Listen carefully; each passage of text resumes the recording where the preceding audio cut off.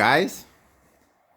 Something I keep telling myself is that eventually the maintenance that I want to do or rework or recondition, however you want to look at it, that I'm working on right now, it's eventually going to be done so we can actually take Abel out and enjoy the truck a bit. However, I got something exciting for you guys today. We got a little unboxing to do, so let's get started on that.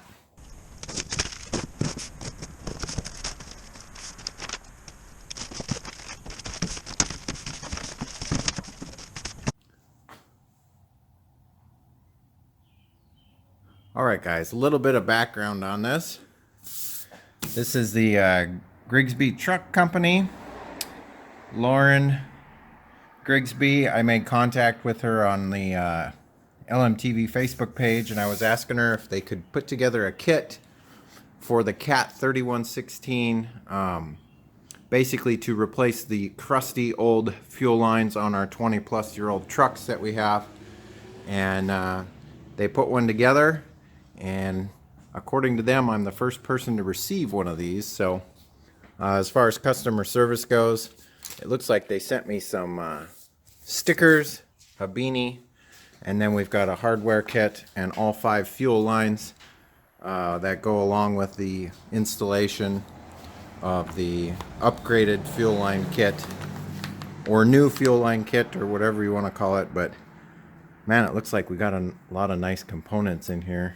I like that complete hardware kit. So I will leave a link in the description for the Grigsby truck fuel line kit for the 3116. I also pulled out one of my fuel filters, which I may or may not replace depending on how old the one is on the truck right now. I usually replace these at oil change, but you know, we had a pretty wet winter, and I may replace this and I may not. So let's get the cab tilted up and take a look at what we're working with.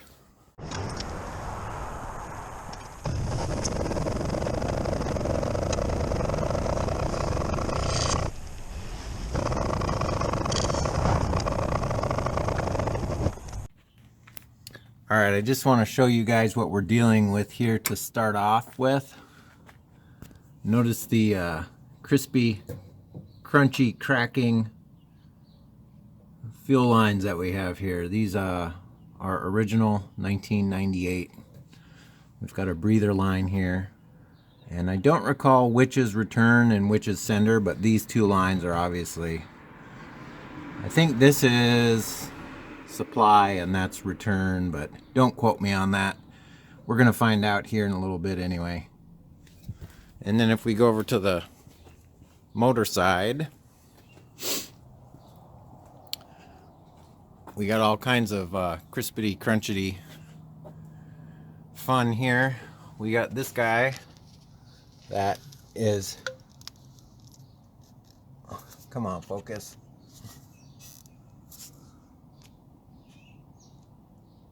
I would love it if you would focus on that. Look at all those cracks. It's really starting to weather, which makes me nervous because I'm sure you've seen videos of these trucks going up in flames. Then we got all the clamps and whatnot. But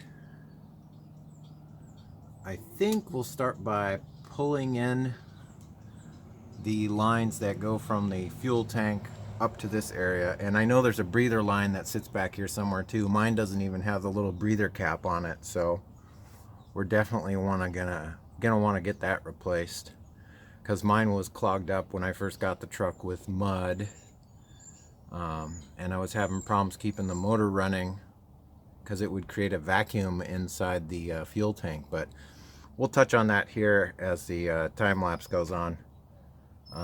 But anyhow, let's get started and start reworking some of these lines.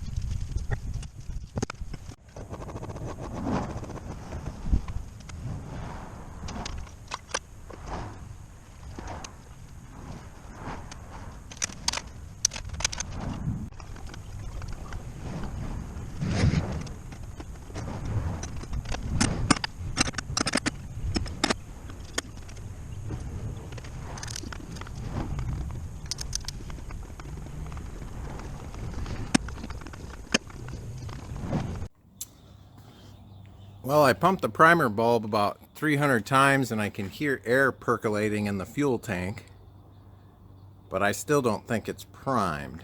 So, and Walt, you were wondering what I think of the kit. The kit is great. This is the leftover hardware I have. The hoop that you were talking about that goes under the spare tire needs to be a little bit bigger, but I was able to work with all of the support straps and everything that you gave me, so that worked out good. These things are crusty. They were chalking when I took them out, and what that is the hose just basically is disintegrating in your hands. So if you guys have a 3116, you may want to look at your lines because they're probably deteriorated or deteriorating to the point where they need to be replaced. I'm going to try to remote start the truck. However, if it does start, I don't think it's going to run very long because there's probably still air in the systems. But we'll give it a shot, and if it doesn't work, then I'll have to continue priming. Sometimes you get lucky and the transfer pump will pump all the air out of the system, but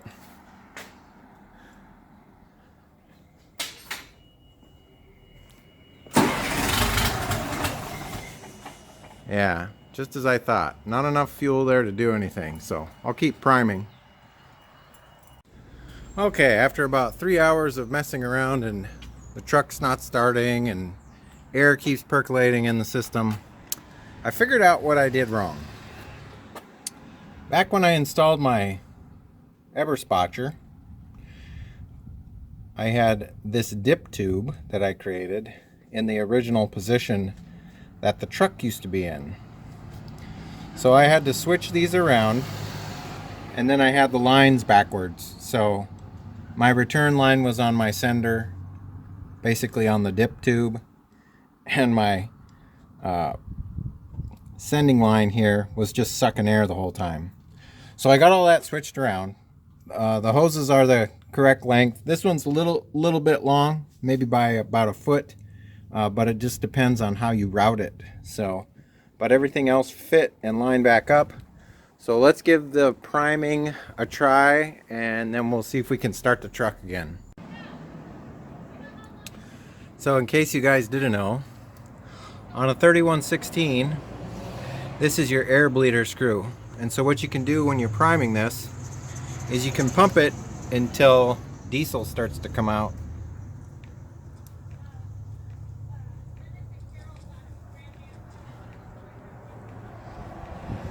And so I've pumped it probably 30 times so far.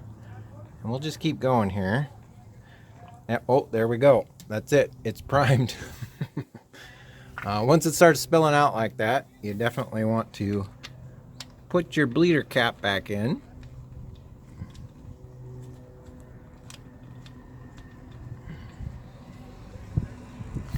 I bet you anything the truck might start now.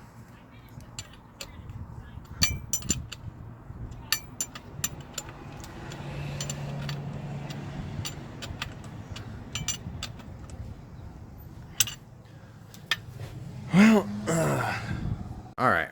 I wiped up all the fuel. Let's see what happens now.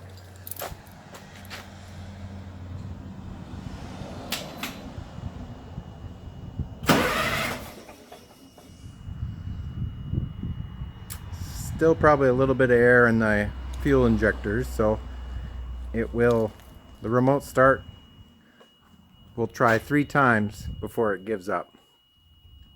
And then at that point, if it doesn't start, I'll get in the cab and start it.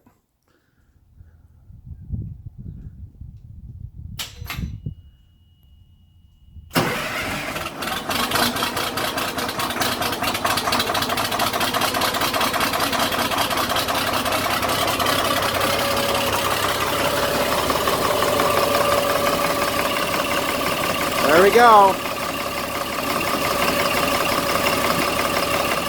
Probably a few bubbles left in the system there that it's going to purge out, and then the idle will smooth out a bit.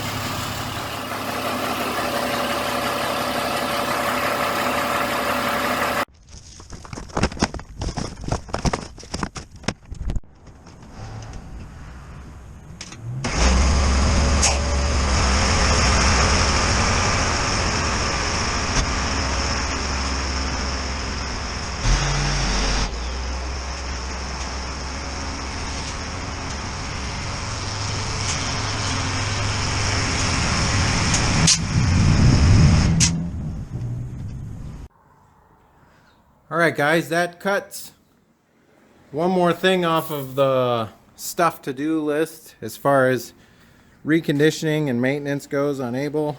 I'm really glad to see these fuel lines go somewhere else. These things are just an accident waiting to happen. They are extremely crusty. Look at that. So if you've never checked out, and then they chalk onto your hands. So if you've never checked out the condition of your fuel lines, it's probably a good thing to do. I want to say thanks to Walt and Lauren for putting that kit together for the LMTV, FMTV community. And like I said, links will be down there somewhere, over there, down in there in the description, if you want to pick up one of these kits. But other than that, I think that's going to be it for today's episode, guys. If you like this episode, give me a thumbs up. If you're not subscribed yet, we'd love to have you as a subscriber. You're going to want to stay tuned. Eventually, at some point, after I'm done with all this work, we're going to take Abel out and do some more Adventures with Abel series for the summer. So, kind of looking forward to that. I've done all this work, and I want to be rewarded for it. So, but other than that, guys, I hope you're staying safe, taking care of each other, and as always, I'll catch you next time. See you later. Bye-bye.